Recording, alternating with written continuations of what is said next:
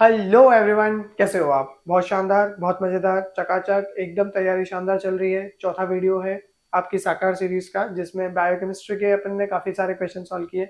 Cell biology के कुछ 40-45 questions कल सॉल्व किए। आज 40-45 क्वेश्चंस और सॉल्व करने वाले हैं। अच्छा, बच्चों की कुछ डिमांड आ रही है कि सर रिवीजन सीरीज भी साथ में शुरू कर दे तो कैसा रहेगा। सो बच्चे, अभी थोड़ा मुश्किल है रिवीजन सीरीज के लिए, बिकॉज ऑफलाइन के भी कुछ कमिटमेंट्स है और ऑफलाइन क्लास लेना और साथ में जैम वगैरह के क्लासेस और फिर रिकॉर्डिंग्स। तो रिवीजन सीरीज के लिए अपन ऐसा कुछ प्लान करेंगे, स्पेसिफिक कुछ टॉपिक्स को रिवाइज करवा दूं मैं। बट ऐसे डायरेक्टली पूरी सीरीज बनाना थोड़ा मुश्किल है। I am extremely sorry for it for now. अगर तुमको कोई स्पेसिफिक टॉपिक्स पढ़ना है, जैसे एक आया था अमीनो एसिड स्ट्रक्चर्स पढ़ने के लिए, तो उसमें मैं एक वीडियो बिल्कुल तुमको दे दूंगा, उसको प्लीज देख लेना। और भी अगर कुछ ऐसे टॉपिक्स लगते हैं तो do comment and I try my best to just complete them as soon as possible. Right. So before we start with the cell bio second part, which is about 2018 to 2014, इससे पहले कुछ questions के corrections हैं जो अपन देख लेते हैं, और वो थोड़ी सी मेरी भूल चूक की वजह से हो गए हैं, and I am extremely sorry for that. पहला सवाल जो कि पार्ट 1 ऑफ बायोकेमिस्ट्री से है, 2022 का पीवाईक्यू है, जिसमें बोला गया था which one of the following does not represent known interaction of RNA secondary structure. हमने इस पे बहुत सारे डिफरेंट स्ट्रक्चर्स पे बात की थी और सूडो नोट वहां पे मैंने आंसर बता दिया था, जो कि गलत आंसर है। इसका एक्चुअल आंसर जो होगा वो हेलिक्स टर्न हेलिक्स होगा। हेलिक्स टर्न हेलिक्स पे एक्चुअली मैंने थोड़ा भरोसा कर लिया और नहीं ध्यान दिया इस क्वेश्चन पे। लिटरली तो ये बात है। हेलिक्स टर्न हेलिक्स क्या होते हैं आपके? These are your super secondary structures, और ये बहुत ही गलत गलती है, मतलब ऐसा स्ट्रक्चर गलती नहीं होना चाहिए थी।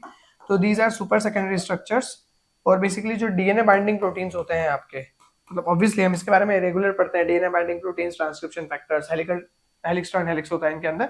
ये मेजर ग्रुप वगैरह में बढ़िया फिट हो पाते हैं, और इसी वजह से आपका ये एक प्रोटीन इंटरेक्शन है, आरएनए में नहीं मिलता है। सूडोनोट बिल्कुल मिलता है बेसिकली जब सिंगल स्ट्रैंडेड आरएनए डेवलप होता है उसके बाद। नेक्स्ट एक क्वेश्चन और करेक्शन था इसके अंदर। एक्चुअली ये क्वेश्चन थोड़ा सा प्रॉपर तरीके से नहीं है, ये थोड़ा सा कंट्रोवर्शियल बोल सकते हो आप, या ये कॉन्ट्राडिक्टरी क्वेश्चन हो सकता है। इसमें बोला गया था स्टेटमेंट 1 पेप्टाइड बॉन्ड प्लेनर होता है, ये बिल्कुल सही बात है, तो स्टेटमेंट 1 तो करेक्ट ही है। स्टेटमेंट 2 बोल रहा है कि the Ramachandran plot describe omega torsion angle. तो ओमेगा टॉर्शन एंगल के बारे में यूजुअली हम इसमें ऐसा नहीं बोलते कि सिर्फ ओमेगा टॉर्शन एंगल के बारे में बात करते हैं अपन रामाचंद्रन प्लॉट में, हम फाई साई इनके बारे में भी बात करते हैं। तो ये स्टेटमेंट गलत नहीं है, लेकिन जब मैंने अभी ऑफिशियल आंसर की को और चेक किया तो मेरे को समझ में आया कि उन्होंने 3 आंसर दे रखा है कि statement 1 is correct and statement 2 is correct. और इसका कारण ये है कि यहाँ पे मोस्ट अप्रोप्रिएट वर्ड लगा के उन्होंने घुमाने की कोशिश करी कि मोस्ट अप्रोप्रिएट कौन सा है। तो हमको पता है कि दूसरे एंगल्स के बारे में बात कर रहे हैं, एंड दैट इज व्हाई हम यहाँ पे बोल रहे हैं कि statement 2 is incorrect. And I am extremely thankful to the all your inputs, जो तुम बता रहे हो कि सर यहाँ पे ये गलती है, यहाँ पे ये गलती है। I am learning so much from you all and I am trying my best as well. आज थोड़ा वीडियो लेट हो गया है क्योंकि गला बहुत पेन कर रहा है, सो आज हिम्मत नहीं हो रही थी, बट समय पे वीडियो करना जरूरी है। थोड़ा डिले हो गया उसके लिए एक्सट्रीमली सॉरी। आवाज में थोड़ी सी अजीब मतलब रहे तो उसके लिए भी सॉरी। चलो आगे बढ़ते हैं। So let's start our video. तो ये 2 करेक्शंस थे, इनको देख लेना आराम से, है ना। चलो, फर्स्ट पार्ट 2018 पार्ट ए शुरू करते हैं। सेल बायो पहला सवाल। Okay, so in meiosis an inversion in one member. Okay, inversion हो रहा है एक member of pair of homologous chromosome में। तो आपके पास मियोसिस में क्या होता है, थोड़ा बेटर बनाते हैं। लाइक ये हमारे पास में क्रोमोसोम है, इसकी पेयरिंग हो जाती है आपके इस तरीके से। होमोलोगस क्रोमोसोम पेयर करते हैं ना आपके, डिप्लोटीन और पूरा का पूरा प्रोफेज 1 में यही चलता है। ये इसका जाइगोटीन से शुरू होता है, आपका सिनेप्स बनना, सिनेप्टोनिमल कॉम्प्लेक्स, पेकाइटिन में इसकी क्रॉसिंग ओवर वगैरह का सेटअप होता है, डाइकाइनेसिस में काइस्मा, और डिप्लोटीन तक सारा खेल खत्म हो जाता है। तो ये बात अपन ने पढ़ रखी है। यहाँ पे बोला गया है कि एक पेयर जो है उसका एक मेंबर जो है वो आपका क्या है, उसके अंदर इन्वर्जन हो गया है। तो कौन सा वाला केस है जो मोस्ट लाइकली आपको देखने को मिलेगा इसके कारण? Non disjunction of the affected chromosome. देखो, नॉन डिसजंक्शन जो है वो आपका इन्वर्जन से रिलेट नहीं करता है, क्योंकि इन्वर्जन जो है वो नॉन डिसजंक्शन से डायरेक्टली लिंक्ड नहीं है। ठीक है, कि अफेक्टेड क्रोमोसोम जो है वो प्रॉपर्ली जा नहीं पाएंगे। तो इन्वर्जन मान लो इस एरिया में इन्वर्जन हुआ है, या सपोज करो इस एरिया में इन्वर्जन हुआ है, तो इनका अलग होने से कोई लेना देना नहीं है। ऑब्वियसली इनका अफेक्टेड होगा कि वो किस तरीके से पेयर कर रहे हैं, क्योंकि आपका सीक्वेंस बदल जाएगी। पहले वो ऐसे पेयर कर रहे थे, अब ऐसे पेयर कर रहे, तो ऑब्वियसली अफेक्टेड तो होंगे वो, बट उससे वो उनका खुलने से कोई लेना देना नहीं है। नॉन डिसजंक्शन गलत आंसर है। Chromosome with duplication and deficiencies, या that is the correct answer. अभी समझाऊंगा क्यों। इसके अलावा increased recombination frequency in the inverted region, नहीं, डिक्रीज हो जाएगी ये तो, क्योंकि आपके पहले ऐसे कर रहे थे तो शायद रिकॉम्बिनेशन हो सकता था, अब ये उल्टे हो गए तो रिकॉम्बिनेशन कम होने के चांसेस है। जरूरी नहीं कि कम हो, क्योंकि रिकॉम्बिनेशन के बारे में हम क्या बात करते हैं कि भैया वो तो जीन की डिस्टेंस के बारे में, जब हम फ्रीक्वेंसी वगैरह के बारे में बात करते हैं कि एक जीन सेंट्रोमियर से कितना दूर है, और usually gene to gene distance के बारे में हम बात करते हैं। सेंट्रोमियर के लिए तो हम टेट्राड एनालिसिस पे जाएंगे। इसके बाद में miss pairing of the affected chromosome with the non homologous. यहाँ पे इशू नॉन होमोलोगस क्रोमोसोम का है, ये बिल्कुल है। मिस पेयरिंग हो सकती है एक अफेक्टेड क्रोमोसोम की नॉन होमोलोगस क्रोमोसोम के साथ, नहीं। इन्वर्टेड रीजन से ऐसा नहीं होगा कि पहले वो इससे चिपक रहा था वो इससे चिपकने लग जाएगा, this is just nearly impossible. ठीक है, तो ये भी गलत है। अच्छा, मैं क्यों बोल रहा हूँ कि यहाँ पे डेफिशिएंसीज और डुप्लीकेशंस हो सकते हैं, तो तुमने पैरासेंट्रिक इन्वर्जन और पेरीसेंट्रिक इन्वर्जन पढ़े होंगे। पैरासेंट्रिक और पेरीसेंट्रिक इन्वर्जन, उसका मैंने एक फोटो भी लगाया है, थैंक्स टू रिसर्च गेट, उसी से ये फोटो लिया है। तो यहाँ पे तुम इन्वर्जन देख रहे होगे डीसीवी का, ये आपका पैरासेंट्रिक इन्वर्जन है, जिसके अंदर हम बोल रहे हैं कि भैया सेंट्रोल जो सेंट्रोल क्या सेंट्रोमियर जो है वो इन्वॉल्व नहीं है, सेंट्रोमियर इज नॉट इन्वॉल्व, है ना। और एक हम बोल रहे हैं क्या, पेरीसेंट्रिक, जिसके अंदर हमारा सेंट्रोमियर इन्वॉल्व है। ये सेंट्रोमियर के बीच में हो रहा है ना, देखो बीच में सेंट्रोमियर है, बीसी था लेकिन ये सी भी हो गया। तो बेसिकली यहाँ पे अगर तुम देखोगे तो डिलीशन भी है ना, और इसके अलावा आपका इधर देखोगे तो सेंट्रोमियर वाले में डुप्लीकेशंस भी है। डुप्लीकेशन एंड डिलीशन यहाँ दिख रहा होगा तुमको। ऑब्वियसली मैं आज ये टॉपिक डिटेल में नहीं पढ़ा रहा हूँ, वरना हमारा बहुत सारा टाइम चला जाएगा इसके ऊपर।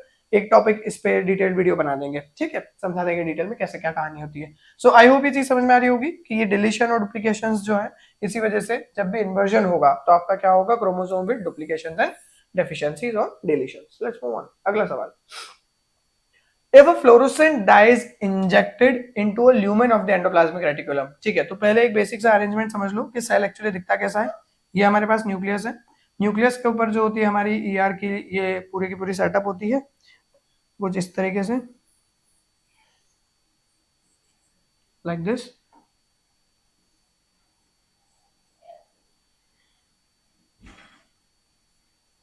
ठीक है, ये हमारा ईआर हो गया, तो ये ईआर है पूरा यहाँ पे, है ना। ईआर से आपके वेसाइकल निकलते हैं, ईआर से जो वेसाइकल निकलते हैं फिर वो गोल्जी में जाते हैं। ये गोल्जी हो गई, ये गोल्जी का सिस फेस हो गया, यहाँ से वेसाइकल जाएगा गोल्जी में, और गोल्जी से फिर आगे निकलेगा, हो सकता है प्लाज्मा मेम्ब्रेन पे जाए या फिर सेक्रेटरी वेसाइकल बने, जो भी हमारा पाथवे होता है।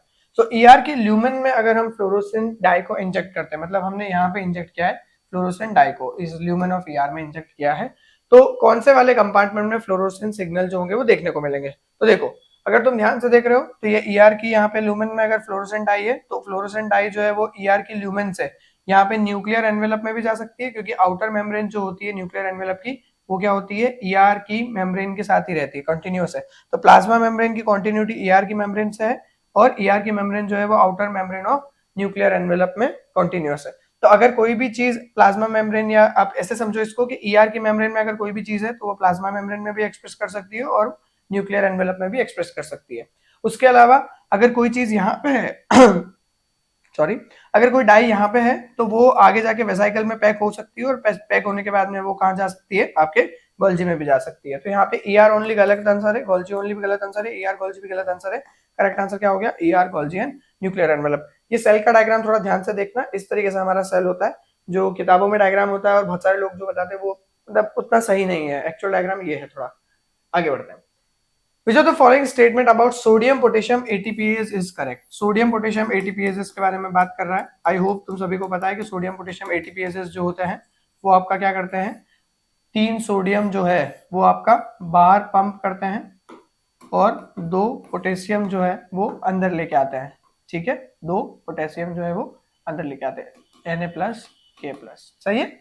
ऐसा क्या है, यहाँ पे सोडियम जो है वो भी आपका क्या जा रहा है, लो टू हाई मूवमेंट कर रहा है, क्योंकि बाहर तो ज्यादा सोडियम है अंदर कम सोडियम है, और पोटेशियम जो है वो भी क्या कर रहा है, वो भी आपका लो टू हाई मूवमेंट कर रहा है, क्योंकि अंदर पोटेशियम ज्यादा है एज कम्पेयर टू बाहर। अब क्योंकि दोनों ये अगेंस्ट द कॉन्सेंट्रेशन ग्रेडियंट चल रहे हैं, तो आप यहाँ पे क्या यूज करते हो, एटीपी यूज करते हो, और एटीपी से आप फॉस्फोराइलेशन करते हो। मैंने कुछ दिन पहले तुमसे क्वेश्चन पूछा था कि एस्पार्टेट पे फॉस्फोराइलेशन कहाँ होता है, कुछ बच्चों ने 2 कंपोनेंट सिग्नलिंग तो बताया, बिल्कुल एग्जैक्टली, बहुत अच्छी बात है, हिस्टिडीन और आपका फिर आगे जाके एस्पार्टेट पे। सोडियम पोटेशियम एटीपीएसेस में भी फॉस्फोराइलेशन जो होता है वो कहाँ होता है, एस्पार्टेट पे होता है। ये एक और है जो मतलब तुमने नहीं बताया था, तो मैंने सोचा यहाँ बता देता हूँ, तो याद रखना है एस्पार्टेट पे। अच्छा, एक कल क्वेश्चन और था एन लिंक्ड ग्लाइकोसाइलेशन से रिलेटेड, उसमें मैंने एन ब्लॉक के बारे में बात की थी लास्ट वाले पार्ट में। तो एन ब्लॉक में मैंने शायद 3 ग्लक एनएसी बता दिए थे, उसमें 2 ग्लक एनएसी है ना, 3 ग्लक एनएसी और 3 ग्लूकोज होंगे तो 15 शुगर हो जाएगी। तो 3 ग्लक एनएसी नहीं है वहां पे, एन लिंक्ड ग्लाइकोसाइलेशन में 2 ग्लक एनएसी है, 2 ग्लूकोज है और 9 मैनोज है। और आज सुबह एक्चुअली क्लास में एक बच्चे ने बोला था कि सर आपने शायद 3 बता दिया, तो मैंने चेक किया तो वहां पे यही है, है ना, 2 ग्लाइकन एसिड, 3 ग्लूकोज और 9 मैनोज। तो ये 9 और 3 12, 12 और 2 14, 14 का एन ब्लॉक होता है ना एनलिंग ग्लाइकोसाइलेशन में, राइट। तो ये हुआ। अब आ जाते हैं अपन इसके ऊपर। तो सोडियम पोटेशियम एटीपीएज का ऐसा कुछ प्रोसेस है, आपसे पूछा गया करेक्ट कौन सा है। It is responsible for generating the resting membrane potential. No, it is not responsible for generating resting membrane potential. पहली चीज तो रेस्टिंग मेम्ब्रेन पोटेंशियल जनरेट नहीं होता है, मेंटेन होता है। हर सेल आपकी मेंटेन रखती है, ऐसा कुछ भी नहीं होता है। बेसिकली पोटेशियम का इनफ्लक्स जो है वो रेस्टिंग मेम्ब्रेन पोटेंशियल को मेंटेन करने के लिए रिस्पॉन्सिबल है। फिर हम मेंटेन करते हैं पूरा का पूरा हमारा minus negative arrangements. It transport sodium and potassium down the responsible respective gradient. देखो ना उल्टा जा रहा है। डाउन द का क्या मतलब होता है, हाई टू लो। ये भी हाई टू लो होता है, लेकिन यहाँ तो सब उल्टा चल रहा है। यहाँ पे लो टू हाई जा रहा है, ये भी आपका लो टू हाई आ रहा है, तो ये गलत हो गया, दोनों गलत। फिर it is responsible for generating an action potential. No, voltage gated sodium channel are responsible for generating your action potential, they are not, है ना। पंप कभी भी इस तरीके का पोटेंशियल का काम नहीं करेंगे। उसका सीधा कारण क्या है कि बहुत स्लो है। कल बताई थी ना ये बात, कल एक क्वेश्चन पूछा था मैंने। हाँ, तो now it directly regulate the volume of the cell. Exactly, it direct sorry indirectly, not directly, it indirectly regulate the volume of the cell. तो एट द एंड क्या होता है, हमारी जो सेल होती है उसके अंदर सारा सेटअप जो होता है, सोडियम जितना, जहाँ पे सोडियम होगा, ध्यान रखना, जहाँ पे सोडियम होगा वहां पे क्लोराइड उसको अगर मिल गया तो नमक बना लेंगे। और नमक क्या है, एक डेलिक्विसेंट है, इट इज अ डेलिक्विसेंट। और डेलिक्विसेंट कंपाउंड्स जो होते हैं ये क्या करते हैं, ये मॉइस्चर को एब्जॉर्ब करते हैं। और क्योंकि नमक एक डेलिक्विसेंट है तो ये वाटर होल्ड करता है। और जब ये वाटर को होल्ड करेगा तो जहां पे आप सोडियम और क्लोराइड ज्यादा होंगे वहां पे क्या होगा, पानी ज्यादा होगा। And that's why we are saying that it is indirectly regulating the volume of the cell. ठीक है, चलो आगे बढ़ते हैं अगले पे। Next question. यार बहुत गला पेन कर रहा है पता है। Which of the following organelle disappear during cell division, disappear during cell division and regenerates in the daughter cell। कौन सा ऐसा ऑर्गेनली है जो खत्म हो जाता है और वापस आ जाता है। देखो, peroxisome, Golgi, endoplasmic reticulum, mitochondria. It is a tough question, but देखो एक चीज समझना कि गोल्जी जो है ये आपका अगर तुमने फ्रेगमोप्लास्ट नाम सुना है, फ्रेगमोप्लास्ट, जो कि आपका सेल प्लेट फॉर्मेशन में रिस्पॉन्सिबल होता है एनिमल प्लांट सेल में। एनिमल सेल में होता है क्या, प्लांट सेल में, है ना।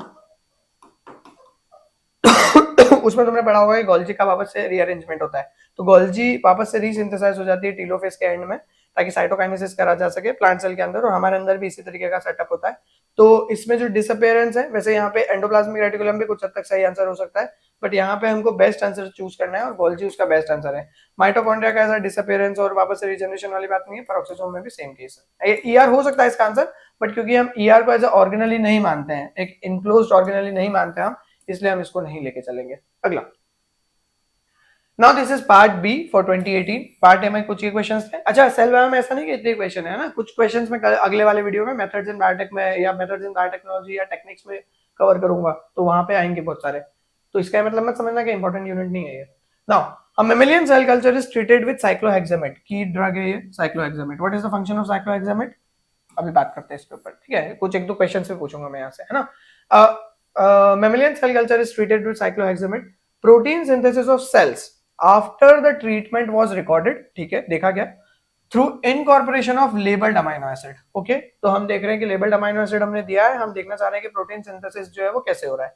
इन which of the following organelle will fresh protein synthesis be detected. कहां पे फ्रेश प्रोटीन सिंथेसिस देखने को मिलेगा। न्यूक्लियस वैसे एलिमिनेट कर सकते हो, कोई प्रोटीन सिंथेसिस नहीं होता इसके अंदर। माइटोकॉन्ड्रिया में प्रोटीन सिंथेसिस हो सकता है। ईआर में प्रोटीन सिंथेसिस होता है क्या, ईआर एक ऑर्गेनली है, ईआर में कोई प्रोटीन सिंथेसिस होता है नहीं। ईआर में प्रोटीन सिंथेसिस हो सकता है, क्योंकि आरईआर में हो सकता है ना, यहाँ पे भी हो सकता है, माइटोकॉन्ड्रिया में भी हो सकता है। गोल्जी में होता है क्या प्रोटीन सिंथेसिस, ये तो दोनों एलिमिनेट हो गए। तो ईआर और माइटोकॉन्ड्रिया दो आंसर है हमारे पास में। अब देखो, ईआर और माइटोकॉन्ड्रिया में अगर अपन डिफरेंस देखें तो यहाँ पे डिफरेंस है राइबोसोम्स की प्रेजेंस का। और यहाँ पे जो राइबोसोम्स की प्रेजेंस की अपन बात करते हैं, तो एंडोसिम्बायोटिक थ्योरी के बेसिस पे हम ये बोलते हैं कि माइटोकॉन्ड्रिया जो है वो प्रोकैरियोटिक ओरिजिन के है और इनके अंदर 70s राइबोसोम देखने को मिलता है। और यही हमारा आंसर है। क्यों, क्योंकि जो साइक्लोहेक्सामेट है ये आपके eukaryotic initiation factor, elongation factor जो है, eukaryotic elongation factor I think 2, उसको इनहिबिट करता है ये, है ना, यूकैरियोटिक इलोंगेशन फैक्टर 2 को ड्यूरिंग ट्रांसलेशन। टीआरएनए वगैरह के प्रोसेसिंग नहीं होने देता है ढंग से, और इस वजह से हमारा जो राइबोसोम है वो तो ढंग से काम नहीं कर पाएगा, जो कि ईआर में काम कर रहा है। तो इस वजह से माइटोकॉन्ड्रिया में तो प्रोटीन सिंथेसिस चलेगा, बट ईआर में नहीं चलेगा। अच्छा, एक दो क्वेश्चन है मेरे यहाँ पे, थोड़ा सा बताना। ये जो स्ट्रेप्टोमाइसिन होती है एंटीबायोटिक, ये कहाँ पे काम करती है?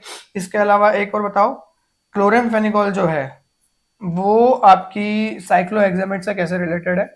ठीक है, ऑल्दो संभव सीरीज में मैंने ये सारे इनहिबिटर्स बताए थे। Let's move on. The Warburg effect, बहुत शानदार क्वेश्चन है। The Warburg effect in cancer refers to their ability to what they do. तो देखो, वॉबर्ग इफेक्ट की अगर अपन बात करते हैं तो वॉबर्ग इफेक्ट में हम ये बोलते हैं कि भैया जो कैंसर सेल्स होती है वो अपना पूरा का पूरा ध्यान ग्लाइकोलिसिस रन करने पे चली जाती है, क्योंकि ग्लाइकोलिसिस में वो फटाफट एनर्जी बनाती रहती है और ज्यादा ग्लूकोज अपटेक को करने की कंज्यूम करने की कोशिश करती है। तो अगर हम बात करें वॉबर्ग इफेक्ट, तो वॉबर्ग इफेक्ट बोलते हैं कि भाई साहब, एक जर्मन साइंटिस्ट थे, उन्होंने बोला था कि ना एरोबिक ग्लाइकोलिसिस चलता है। वैसे ध्यान रखना कि हमारा जो ग्लाइकोलिसिस है वो क्या है आपका, पार्शियली एनारोबिक है, बट यहाँ पे परफॉर्म एनारोबिक ग्लाइकोलिसिस नहीं है, नॉर्मल सेल की बात कर रहे हैं हम यहाँ पे। एरोबिक ग्लाइकोलिसिस का मतलब है तुम इसको ऑक्सीजन दोगे भी सही तो भी ये ग्लाइकोलिसिस पे डिपेंडेंट रहेगी, ये बोलेगी मैं टीसीए और आपका ये जो बाकी इलेक्ट्रॉन ट्रांसपोर्ट चेन है वो नहीं चलाऊंगी, वरना ऑक्सीजन मिल रहा है तो ईटीएस चलना चाहिए ना, तो ग्लाइकोलिसिस होना चाहिए, फिर टीसीए होना चाहिए, फिर ईटीएस होना चाहिए। बट ये बोलती कि नहीं, हमको इन दोनों से कोई मतलब नहीं है, और इसका मेजर कारण जो है ना वो है लो लेवल ऑफ माइटोकॉन्ड्रिया, क्योंकि माइटोकॉन्ड्रिया जो होते हैं वो कैंसर सेल में बिल्कुल बहुत खत्म कर दिए जाते हैं, और क्योंकि माइटोकॉन्ड्रिया नहीं है तो ना तो ईटीएस चलेगा ना ही टीसीएस। आई होप ये चीज तुमको ऑलरेडी पता है ना? सही ना? चलो आगे बढ़ता है। अगला, इन अ माइग्रेटिंग सेल, अब ये कल से रिलेटेड एक क्वेश्चन है, तुम ऑलरेडी जानते हो, मैंने स्पर्म का एक डायग्राम बता के तुमको बताया था। एक माइग्रेटिंग सेल में जो रिलेटिव पोजीशन है किस किस की, वो आपकी पोलैरिटी ऑफ द सेल को डिटरमाइन करती है। तो ऑब्वियसली न्यूक्लियस की और आपकी गोल्जी की। तो अपन ने बात की थी स्पर्म वाली, उसमें हमने बोला था कि यहाँ पे न्यूक्लियस है, फिर यहाँ पे गोल्जी का एक्रोसोम है, और इधर आपका क्या है, फ्लैचिला है। फिर आई होप कल वाला वीडियो देखा होगा तुमने, पढ़ा होगा उसके अंदर, है ना? तो बहुत इजी क्वेश्चन था ये। आगे बढ़ते हैं। नेक्स्ट, ड्यूरिंग अपोप्टोसिस, अपोप्टोसिस के दौरान लिपिड की जो एसिमेट्री होती है वो लॉस्ट हो जाती है। अब जिन्होंने अपोप्टोसिस पढ़ा उनको समझ में आ रहा होगा कि हाँ ऐसा होता है, जिसकी वजह से एनेक्सिन 5 नाम की एक डाई होती है, जिसको हम यूजुअली एफआईटीसी के साथ कॉन्जुगेट करके फ्लोरोसेंस या फ्लो साइटोमेट्री में देखते हैं। बट एनेक्सिन 5 नाम की एक डाई होती है जो बाइंड करती है किसी चीज पे। तो इसका डायरेक्ट आंसर है, आपसे पूछा गया क्या हो सकता है, outer leaflet of the plasma membrane पे क्या मिलेगा? तो बेसिकली हम जानते हैं कि हमारी प्लाज्मा मेम्ब्रेन ऐसे दो होती है, इनर लीफलेट और आउटर लीफलेट। हमको ये बोला जा रहा है कि आउटर लीफलेट पे क्या मिलेगा, जिसपे आपका एनेक्सिन 5 आके बाइंड करती है। तो अपोप्टोसिस का जो शुरू में इनिशियल इवेंट्स होते हैं, तो एक इंपॉर्टेंट इनिशियल इवेंट अपोप्टोसिस में ये होता है कि जो आपका फॉस्फोडाइडल सीरीन होता है, जो कि आपका एक्सक्लूसिवली नॉर्मल सेल में इनर लीफलेट पे मिलता है, ये फ्लिप कर जाता है, और नहीं, फ्लॉप कर जाता है या फ्लॉप कर जाता है, और ये आ जाता है आउटर लीफलेट पे। और आउटर लीफलेट पे आने के कारण जो आपकी एनेक्सिन होती है वो इस पे बाइंड कर पाती है, जिससे हमको पता चलता है कि अपोप्टोटिक इवेंट्स शुरू हो चुके हैं उस पर्टिकुलर सेल में जहां पे आपको एनेक्सिन 5 बाइंड करता हुआ दिख रहा है। बट हम एनेक्सिन 5 ऐसे डायरेक्टली देखना नहीं चाहते, तो हम क्या करते हैं, इसको लिंक कर देते हैं आपका एफआईटीसी के साथ में, फ्लोरोआइसोथायोसाइनेट के साथ में, और ये आपकी चमकती है, जिससे हम फ्लो साइटोमेट्री या FACS, fluorescence assisted cell sorter, इनको यूज करके अलग अलग सेटअप करते हैं। तो इसका सीधा सीधा आंसर क्या है, फॉस्फेटाइडल सीरीन। फॉस्फेटाइडल कोलिन और फॉस्फेटाइडल इथेनॉलमीन, तो आपका पीसी जो फॉस्फेटाइल कोलिन ये भी अंदर मिलता है, बट ये इस तरीके से फ्लॉप नहीं होता है। पीआई जो है ये एक्सक्लूसिवली अंदर मिलता है, कुछ केसेस में बाहर मिलता है, और इथेनोलामीन तो ये तो बाहर ही मिलता है ना। अच्छा, उसके बाद में बाहर मिलता है, अंदर मिलता है, ध्यान रखना। मैं कुछ चीजें लिख देता हूँ एसिमेटर को लेके, क्योंकि ये इंपॉर्टेंट है। फॉस्फेटाइडल इथेनोलामीन, फॉस्फेटाइडल सीरीन, फॉस्फेटाइडल आइनोसिटॉल, ये अंदर मिलता है यूजुअली। फॉस्फेटाइडल कोलिन और स्फिंगोमाइलिन ये बाहर मिलता है ना। ये एसिमेट्री को देख लेना थोड़ा सा। आगे बढ़ते हैं। इसी से रिलेटेड एक डायग्राम डाल दिया मैंने यहाँ पे, इसको देख सकते हो थोड़ा। ये एक हेल्दी सेल है। अच्छा, यहाँ पे एक ऐसे लिखा हुआ है, और वो तुमको यूजुअली दिख नहीं रहा होगा, तो मैं उसको वापस से लिख दूंगा, बट ये वाला डायग्राम पहले ध्यान से देखो। यहाँ पे हेल्दी सेल है। हेल्दी सेल में केस ऐसा है कि आपका, अरे सॉरी, हेल्दी सेल में क्या सीन है कि आपका यहाँ पे ये पूरी की पूरी मेम्ब्रेन है, फॉस्फेटाइडल सीरीन अंदर की तरफ है, तो एनेक्सिन 5 आ रही है यहाँ पे, लेकिन वो बाइंड नहीं कर पा रही है। और इसमें आपको पीआई दिख रहा होगा, ये पीआई जो है ये प्रोपिडियम आयोडाइड है। प्रोपिडियम आयोडाइड जो होती है ये आपकी जब मेम्ब्रेन डिसरप्ट हो जाती है तो ये अंदर घुस के डीएनए डैमेजेस के साथ में बाइंड करती है, और डीएनए के जितने ज्यादा फ्रेगमेंट्स होते हैं, जितने ज्यादा एंड्स होते हैं, उतने ज्यादा पीआई बाइंड करती है। तो प्रोपिडियम आयोडाइड का बाइंड करना आपका बताता है कि मेम्ब्रेन इंटीग्रिटी खत्म हो चुकी है और पीआई अंदर घुस पा रही है, क्योंकि आयोडाइड है, प्रोपिडियम आयोडाइड, तो चार्ज्ड मॉलिक्यूल है। चार्ज्ड मॉलिक्यूल है तो मेम्ब्रेन को डायरेक्टली क्रॉस नहीं कर सकती, इम्परमेबिलिटी। सो अगर अर्ली अपोप्टोटिक बॉडी होगी तो उसकी मेम्ब्रेन प्रॉपर बनी हुई होगी, तो पीआई अंदर नहीं घुस पाएगा। पीआई अंदर नहीं घुस पाएगा तो क्या होगा आपका, हमको पता चलेगा कि अभी शुरुआत हुई है अपोप्टोसिस की, और लेट अपोप्टोसिस में हमको पता चलता है कि पीआई अंदर घुस पा रहा है, मतलब आपका बहुत डिले हो गया है, मतलब अपोप्टोसिस अब हो गया है, मेम्ब्रेन इंटीग्रिटी खत्म हो रही है। और दूसरी चीज आपका नेक्रोटिक सेल्स में भी ऐसा कुछ देखने को मिलता है, उसके बारे में बात करेंगे। बट पहले आपको समझ में आ रहा है तो एनेक्सिन 5 देखो, अपोप्टोटिक सेल में क्या है, ये पीएस बाहर आ गया, पीएस बाहर आ गया तो यहाँ पे एनेक्सिन बाइंड कर पा रही है, काम हो रहा है। और पीआई अभी भी अंदर नहीं गया है क्योंकि अपोप्टोटिक सेल में भी मेम्ब्रेन को हमने तोड़ा नहीं है। मेम्ब्रेन हम यूजुअली तोड़ते भी नहीं ना उसके अंदर, पता होगा तुमको शायद ये बात। लेट अपोप्टोटिक में हमको इसके बारे में पता चलता है। उसके बाद में अगर अपन इधर और चलते हैं अपना इधर, तो यहाँ पे नेक्रोटिक सेल है, नेक्रोटिक सेल में तुम देख रहे होंगे पीआई यहाँ पे बाइंडेड है और एनेक्सिन जो है ये भी बाइंडेड है क्योंकि फॉस्फेटाइडोलिसिन बाहर आ गया है। अच्छा, एक छोटा सा ये बना देता हूँ मैं यहाँ पे तुम लोगों के लिए, ये वाला ग्राफ तुमने पढ़ा होगा है ना। यहाँ पे नेक्रोटिक सेल होती है, यहाँ पे लेट अपोप्टोटिक सेल होती है, यहाँ पे अर्ली अपोप्टोटिक सेल्स होती हैं, है ना। यहाँ पे एनेक्सिन 5 है। अगर नहीं पढ़ा है तो प्लीज इसको थोड़ा ध्यान से सुनना, मैंने अभी क्या बोला है, इसको एनेक्सिन 5 पीआई ऐसे बोलते हैं।